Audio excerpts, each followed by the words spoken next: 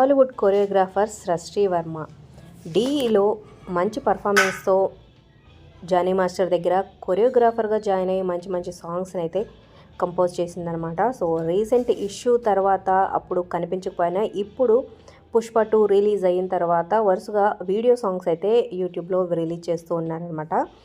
So లేటెస్ట్గా పుష్ప అనే title song release చేసిన సందర్భంగా సో తను కూడా ఆ పాటకి కొరియోగ్రఫీగా వర్క్ చేసినందుకు సో కొన్ని ఫోటోలు టీంతో కేక్ కట్ చేసినవి షేర్ చేసుకుంటూ పుష్ప 2తో కొత్త అధ్యాయాన్ని నా జీవితంలో మొదలుపెట్టాను అంటూ ఎమోషనల్ పోస్ట్ షేర్ చేశారనమాట.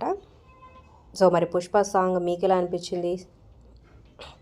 జానీ మాస్టర్ సృష్టి వర్మ ఇష్యూపై మీ అభిప్రాయాలు కింద కామెంట్స్ రూపంలో తప్పకుండా తెలియచేయండి. సో టీంతో అయితే చాలా ఎమోషనల్గా కనెక్ట్ అయినట్టు తెలుస్తుంది అనమాట ఈ ఫొటోస్ చూస్తుంటే.